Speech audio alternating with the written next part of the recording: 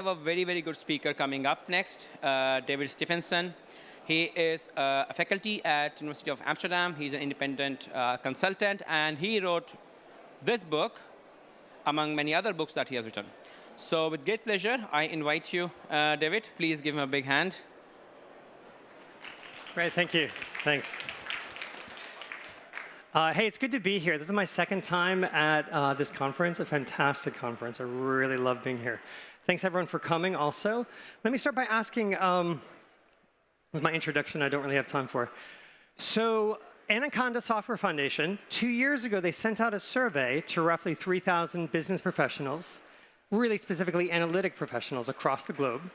And one of the questions in their survey was this: in your opinion, what are the most important skills that are missing in the data science machine learning area of your organization? Okay, what are the most important skills that are missing? And they listed 20 different skills, which should roughly be divided into 5 areas.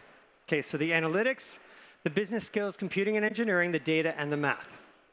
Okay, and from these 3,000 participants, it was the business skills that people most felt were missing from the machine learning and data science teams and their organizations. Okay, so step back with me a couple years, 7 years now I think it's been. I opened my inbox and I saw an email asking for my help. Okay, and the email was from a guy I'll call Jeff, because that was actually his name. But Jeff was the director of a machine learning consulting company who I'm partnered with on several projects in the past.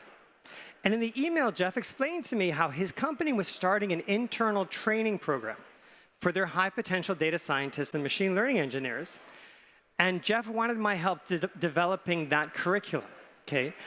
Now, they already had enough internal skills to train them in the technical parts, the programming, the algorithms and such. But Jeff was looking for me to help him develop and then deliver curriculums for the business skills, the soft skills that his analytics professionals would need to ensure that they could succeed in their careers. Okay, so think about this with me for a minute, right? If someone asked you, what are the most critical business skills that analytics professionals need, what would come to mind? Just feel free to shout it out. Domain knowledge. Okay, what else? What's that? Communication.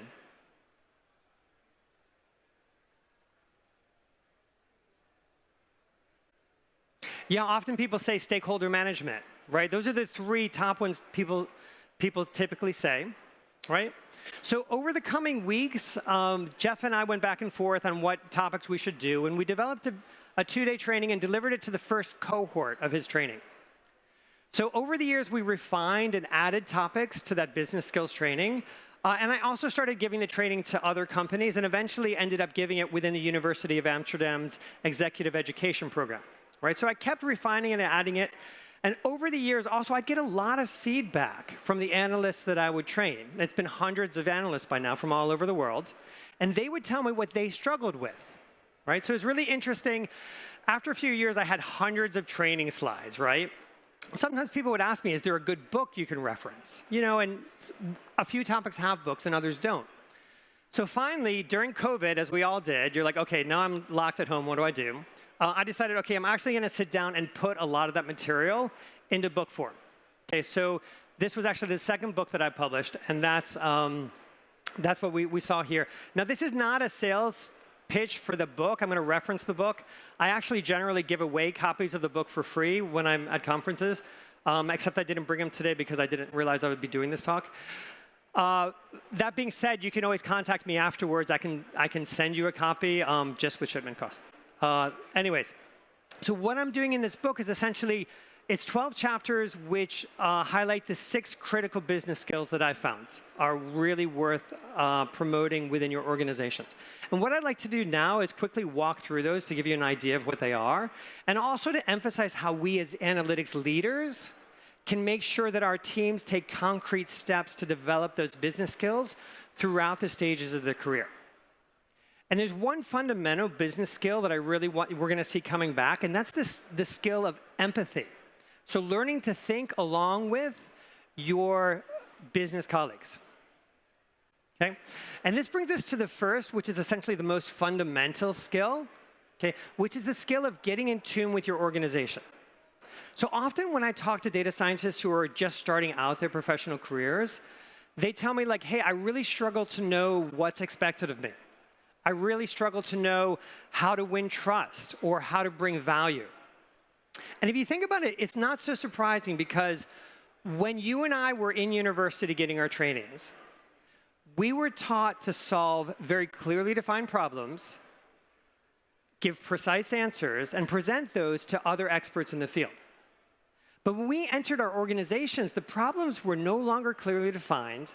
They generally had no one correct answer. And our stakeholders probably didn't trust us, and they certainly didn't understand us.